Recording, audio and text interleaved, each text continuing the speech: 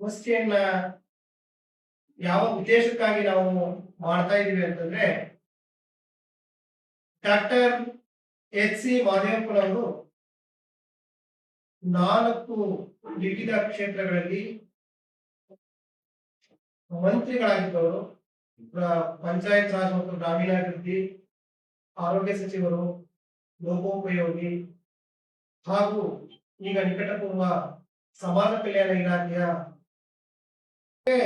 ಸಾಕಷ್ಟು ಅರ್ಹತೆಯನ್ನು ಹೊಂದಿದ್ದಂತ ಒಬ್ಬ ಮಹಾನ್ ಮುತ್ಸದ್ದಿ ನಾಯಕ.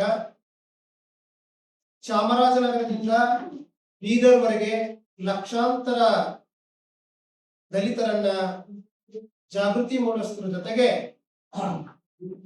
ದಲಿತ ಸಂಘಟನೆಗಳ ಜೊತೆ ನಿಕಟವಾದ ಸಂಪರ್ಕವನ್ನ ಇಟ್ಕೊಂಡು ಇವರು ನಮ್ಮ ಈ ಹಳೆ ಮೈಸೂರು ಭಾಗದಲ್ಲಿ ಒಬ್ಬ ಮುತ್ಸದ್ದಿ ರಾಜಕಾರಣಿ. ಈ ಕರ್ನಾಟಕದಲ್ಲಿ ಬಿ ಬಸವಲಿಂಗಪ್ಪನವರು, ಬಿ ರಾಜಯ್ಯನವರು, ಎನ್ ರಾಜಯ್ಯ, ಮಲ್ಲಿಕಾರ್ಜುನ್ ಖರ್ಗೆ, ಬಿ ಶ್ರೀನಿವಾಸ್ ಪ್ರಸಾದ್ ಹಾಗೂ ಅವರೆಲ್ಲರನ್ನ ಹಂತ ಹಂತವಾಗಿ ಈ ಕಾಂಗ್ರೆಸ್ ಪಕ್ಷ ಮುಗಿಸ್ತಾ ಬಂತು.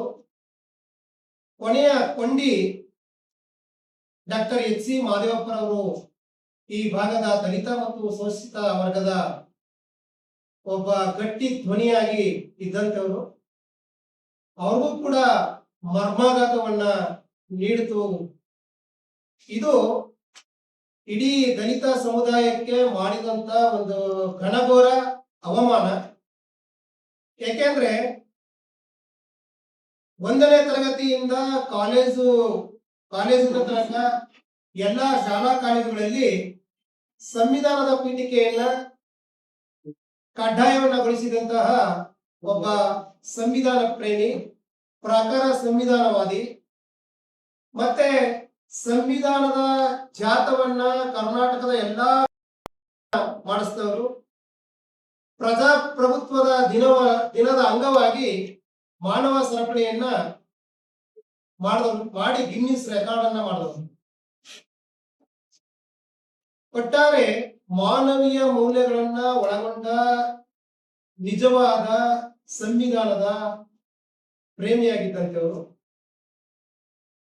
ರಾಹುಲ್ ಗಾಂಧಿ ಅವರು ಸಂವಿಧಾನದ ಪುಸ್ತಕವನ್ನ ಇಟ್ಕೊಂಡು ಶೋ ಮಾಡ್ತಾರೆ. ಆದರೆ ಕರ್ನಾಟಕದಾದ್ಯಂತ ಶಾಲಾ ಕಾಲೇಜುಗಳಲ್ಲಿ ಮತ್ತು ಸರ್ಕಾರಿ ಕಚೇರಿಗಳಲ್ಲಿ ಎಲ್ಲಿಯಾಗಿ ಕೂಡ ಮೊಟ್ಟ ಮೊದಲಿಗೆ ಸಂವಿಧಾನದ ಪೀಠಿಕೆಯನ್ನ ಆಡೋ ಮಕ್ಕಳಿಂದ ಹಿಡಿದು ವಯಸ್ಸಾದವ್ರ ತನಕ ಕೂಡ ಆ ನಾಲಿಗೆಯ ಮೇಲೆ ಸಂವಿಧಾನದ ಪೀಠಿಕೆಯನ್ನ ಏಳಿಸ್ತವರು ಮೊಟ್ಟ ಮೊದಲಿಗೆ ನಮ್ಮ ನಿಕಟಪೂರ್ವ ಸಮಾಜ ಕಲ್ಯಾಣ ಇಲಾಖೆಯ ಮಂತ್ರಿಗಳಾದಂತ ಡಾಕ್ಟರ್ ಎಚ್.ಸಿ. ಮಾದೇವಪ್ಪನವರು. ಇವರಿಗೆ ನಾನು ಮೊದಲೇ ಹೇಳಿದಾಗಲೇ ನಮ್ಮ ಚಾಮರಾಜನಗರ ಜಿಲ್ಲೆಯಿಂದ ಹಿಡಿದು ಬೀದರ್ ತನಕ ಲಕ್ಷಾಂತರ ಅನುಯಾಯಿಗಳಿದ್ದಾರೆ. ಪ್ರತಿ ಕ್ಷೇತ್ರದಲ್ಲೂ ಕೂಡ ಅವರಿಗೆ ಅವರದೇ ಆದಂತಹ ಸಾವಿರ ಅನುಯಾಯಿಗಳು ಅವರ ಹಿಂದೆ ಇದ್ದಾರೆ. ಈ ಮೂಲಕ ನಾನು ಕಾಂಗ್ರೆಸ್ ಪಕ್ಷಕ್ಕೆ ಏನು ಎಚ್ಚರಿಕೆ ಕೊಡ್ತಾ ಇದ್ದೀನಿ ಅಂದ್ರೆ, ಕಾಂಗ್ರೆಸ್ ಹೈಕಮಾಂಡ್ಗೆ ನಿಮ್ಮ ಮತ್ತೆ ಕಾಂಗ್ರೆಸ್ ಹೈಕಮಾಂಡ್ ಹಾಗೆ ಅವ್ರಿಗೆ ಈ ಸಚಿವ ಸ್ಥಾನ ತಪ್ಪಿಸಿ ಖುಷಿ ಪಡ್ತಕ್ಕಂತಹ ಹುನ್ನಾರ ಮತ್ತು ಷಡ್ಯಂತ್ರವನ್ನ ಮಾಡಿದವರಿಗೆ ಮುಂದಿನ ದಿನಗಳಲ್ಲಿ ತಕ್ಕ ಪಾಠವನ್ನ ನಾವು ಕಲಿಸ್ತೇವೆ. ಈ ತಪ್ಪನ್ನ ಸರಿಪಡಿಸ್ಕೊಳ್ಳದೆ ಇದ್ರೆ ದಲಿತರು ಯಾರು ಕೂಡ ಹಿಂಬಾಲಕರಲ್ಲ, ಶೋಷಿತರು ಯಾರು ಕೂಡ ಹಿಂಬಾಲಕರಲ್ಲ. ಮುಂದಿನ ಪ್ರತಿ ಚುನಾವಣೆಗಳಲ್ಲೂ ಕೂಡ ನಾವು ನಿರ್ಣಾಯಕವಾದಂತ ಪಾತ್ರವನ್ನ ನಾವು ಮಾಡೇ ಮಾಡ್ತೀವಿ. ಅದನ್ನ ಮಾಡಿ ತಿಳಿಸ್ತೀವಿ.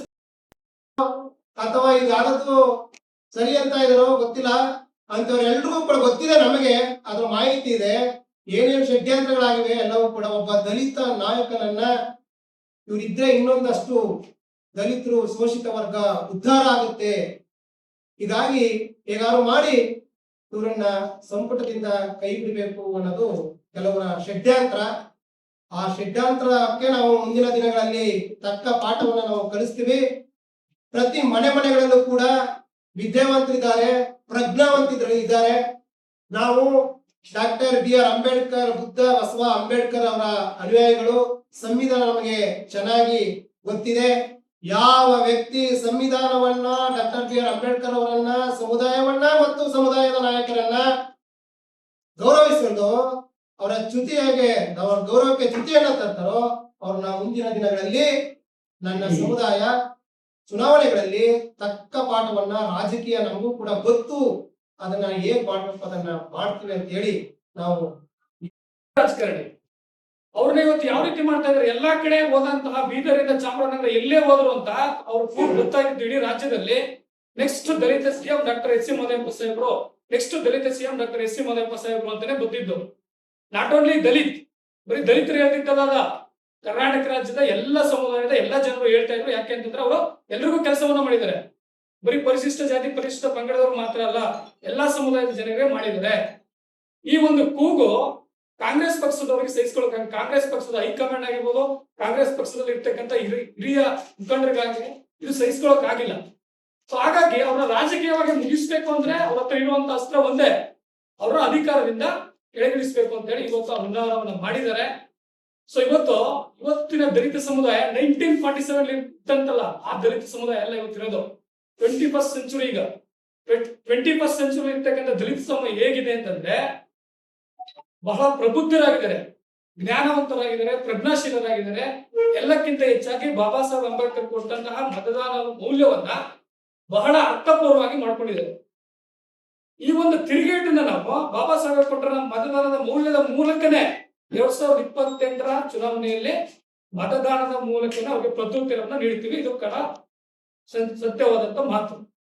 ಸೊ ಹಾಗಾಗಿ ಬಾಬಾ ಸಾಹೇಬ್ ಅಂಬೇಡ್ಕರ್ ಕೊಟ್ಟಂತ ಮತದಾನದ ಮೂಲಕನೇ ಇವತ್ತು ಯಾರು ದಲಿತ ಸಮುದಾಯದ ನಾಯಕರನ್ನ ಕಗ್ಗೊಲೆಯನ್ನ ಮಾಡ್ತಾ ಇದ್ದಾರೆ ಅವರೆಲ್ಲರಿಗೂ ಉತ್ತರ 2028ರಲ್ಲಿ ಕರ್ನಾಟಕದ ರಾಜ್ಯದಲ್ಲಿ ನಡೆಯುವಂತಹ 2028ರ ಚುನಾವಣೆಯಲ್ಲಿ ದಲಿತ ಸಮುದಾಯ ಅವರಿಗೆ ತಕ್ಕ ಪಾಠವನ್ನು ಕಲಿಸುತ್ತೆ. ಇದು ಸದಸ್ಯರು.